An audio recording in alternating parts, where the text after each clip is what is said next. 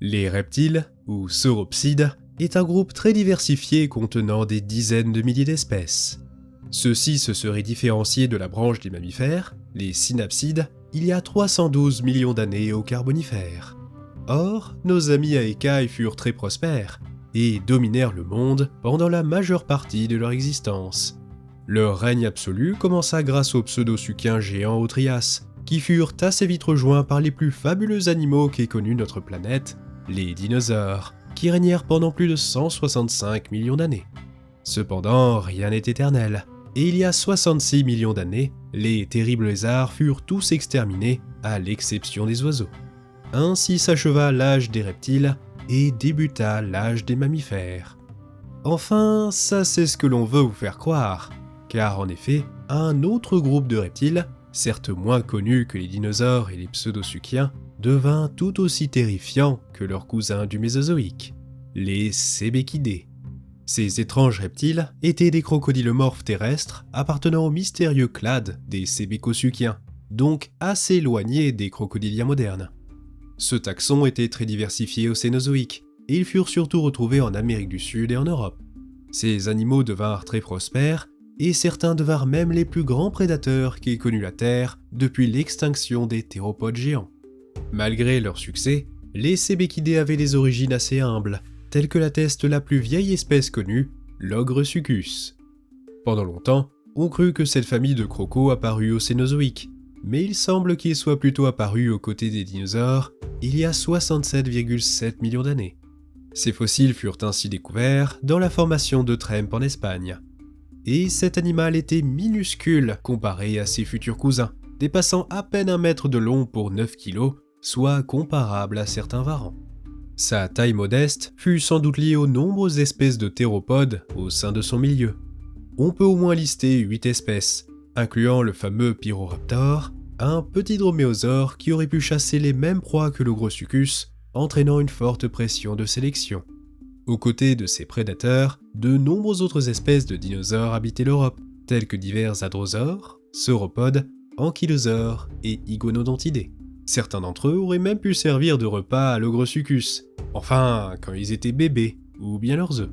Ceci semble fort probable, car notre petit croco était un animal 100% terrestre, et il avait des mâchoires assez puissantes, capables de briser d'épaisses coquilles et d'arracher la chair de ses proies. De plus, il aurait été surprenamment rapide, ceci grâce à la posture de ses membres et son armure assez fine, allégeant la bête et lui permettant de traquer de jeunes dinosaures. Après, il était loin d'être un super prédateur, et la plupart des dinosaures étaient soit trop gros, soit trop rapides pour lui. Ceci signifie qu'il devait aussi s'attaquer à d'autres types de proies, tels des mammifères. Malgré sa petite taille qui le forçait à vivre dans l'ombre des dinosaures, notre petit croco est l'incarnation du rira bien qui rira le dernier. Car contrairement aux dinosaures nonaviens, notre ami, ou l'un de ses proches cousins, survécut au cataclysme de l'extinction crétacé-tertiaire.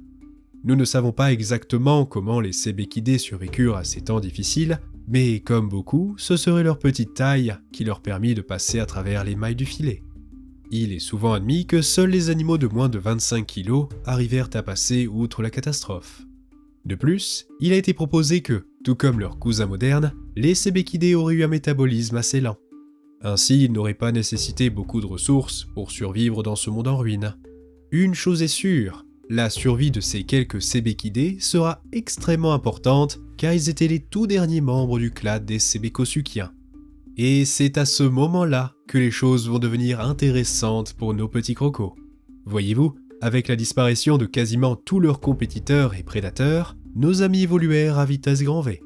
En seulement 500 000 ans, les descendants des survivants de l'extinction devinrent parmi les premiers superprédateurs du Cénozoïque, avec l'apparition du Zulmasuchus au début du Paléocène. Ce Sébéchidé aurait arpenté l'actuelle Bolivie et était 3 fois plus gros que l'Ogresuchus. Bon, on est encore loin d'un monstre, mais atteindre une taille 3 fois supérieure en un si court laps de temps, c'est plutôt impressionnant. Ceci fit du Zulmasuchus le plus gros prédateur de son environnement, celui-ci composé de zones humides et plaines inondables.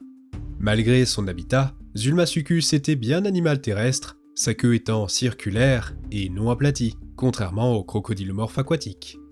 Notre Sébéchidé aurait ainsi chassé des proies d'assez petite taille, tels divers mammifères et amphibiens. Ceux-ci étant encore assez petits et faisant des proies faciles pour Zulmasucus. La Bolivie n'était pas le seul endroit qui vit se développer ces reptiles, car l'Argentine abritait un autre cébéquidé au Paléocène, le Lorosuchus, celui-ci d'une taille assez similaire à Zulmasucus. Mais avec le temps, les mammifères commencèrent à se diversifier, à se spécialiser, à grandir, et les cébéquidés durent faire de même. Ainsi, à la fin du Paléocène, ces derniers devinrent vraiment menaçants avec l'apparition du genre Cebecus. Cette bestiole apparut il y a 59,4 millions d'années et fut retrouvée en Bolivie, en Argentine, en Colombie et au Brésil.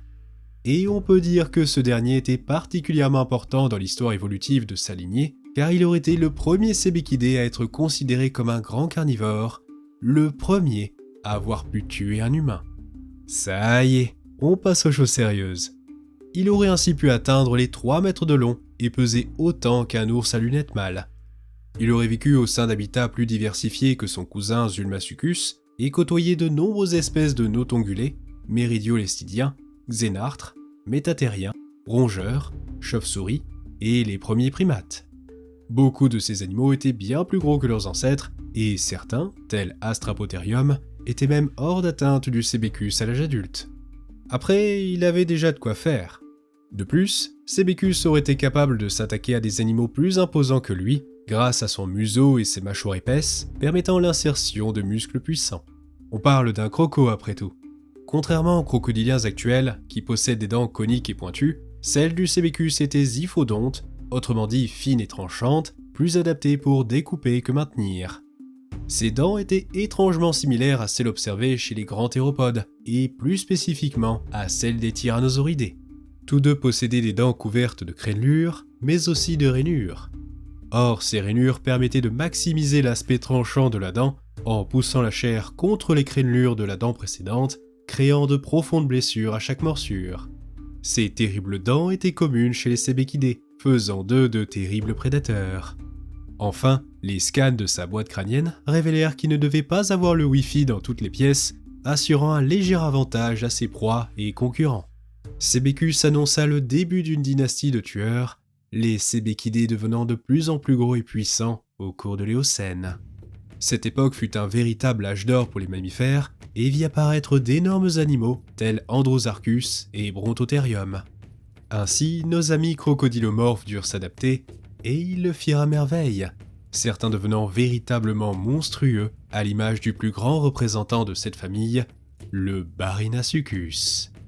Ce colosse aurait vécu au Venezuela, en Argentine et au Pérou, et il aurait été de loin le plus gros prédateur terrestre depuis le Crétacé, car certains adultes auraient pesé dans les 1720 kg, soit 4 fois le poids d'un ours polaire, le record actuel. Barinasuchus était aussi très long, avec certaines estimations proposant une longueur de 10 mètres.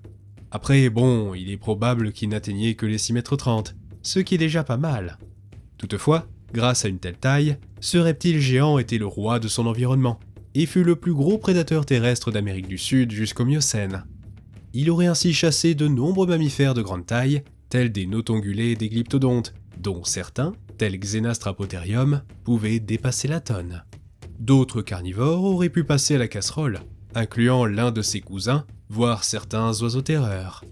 Cette créature était aussi incroyablement rapide pour sa taille, ceci grâce à ses muscles puissants et son armure assez légère comparée à ses cousins. Ce monstre aurait été tellement efficace qu'il aurait été l'une des raisons principales expliquant l'absence de grands mammifères carnivores en Amérique du Sud jusqu'à récemment. Petite anecdote perso, c'est grâce au Barinasuchus qu'Extinctzo m'a recruté, donc voilà, il tient une place particulière dans mon cœur. Cependant, il se trouve que ce terrible croco n'aurait pas été le seul à avoir tenu tête aux mammifères durant l'Éocène. Les cébéquidés terrorisèrent aussi l'Europe, avec notamment le Dantaneosuchus. Plusieurs cébéquidés primitifs vécurent aussi en Europe au Paléocène, tels Pterosuchus et Ogresuchus, mais aucun ne fut aussi terrifiant. Le registre fossile indique qu'il serait apparu plus ou moins 1 million d'années après Barinasuchus, et ce, en France. Bien qu'ayant vécu à la même époque, Dantaneosuchus n'était pas un proche cousin du géant américain, membre d'une autre branche de cébéquidés. Cependant, il partageait une taille assez similaire, étant lui aussi un géant, avec des adultes ayant pu mesurer dans les 5,30 m. Donc certes, il était plus petit que Barynacucus, mais il fut tout de même le plus gros prédateur qu'ait connu l'Europe au Cénozoïque. Mais notre croco français n'avait pas à rougir face à son cousin, car il avait un crâne tout aussi grand. Donc, à proportion égale, Dantaneosuchus aurait une morsure plus puissante que Barynacucus. Il était aussi armé de dents encore plus larges et robustes que la plupart des Sebecidés, qui, couplés à son énorme crâne, lui permettaient d'abattre quasiment n'importe quel animal de son environnement, notamment certains périssodactyles dépassant les 2 tonnes. Il aurait été le seul prédateur au sein de son habitat capable de tuer de telles proies. Pas mal, non? C'est français. Mais il y avait une intense compétition avec des crocodiliens, oiseaux terreurs et hyénodontes. Et malheureusement, sa taille ne lui permit pas de garder sa couronne bien longtemps. Il disparut donc il y a 37 millions d'années, marquant la fin du règne des crocos géants en Europe. Son extinction permit aux mammifères d'occuper l'espace, et certains devinrent à leur tour de fantastiques prédateurs.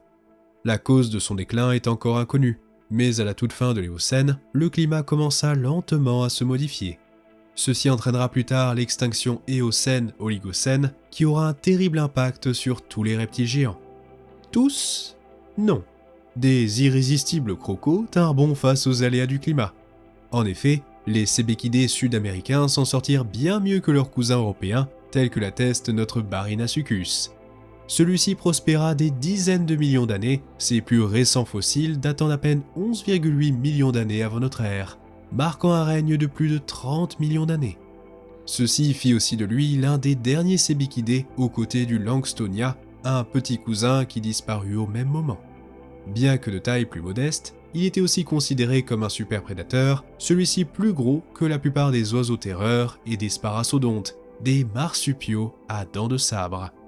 Mais même pour de tels monstres, l'extinction est inévitable. Leur disparition est assez étrange, car ils semblaient assez nombreux et bien portants juste avant leur extinction. À l'heure actuelle, l'hypothèse la plus populaire serait que l'ancien réseau fluvial amazonien commença à se désagréger, créant d'importantes modifications en Amérique du Sud. Ces changements furent exacerbés par la lente mais constante élévation des Andes, ce qui aurait causé l'extinction de nombreux mammifères de grande taille. Ainsi s'éteignit cette lignée d'étranges crocodilomorphes.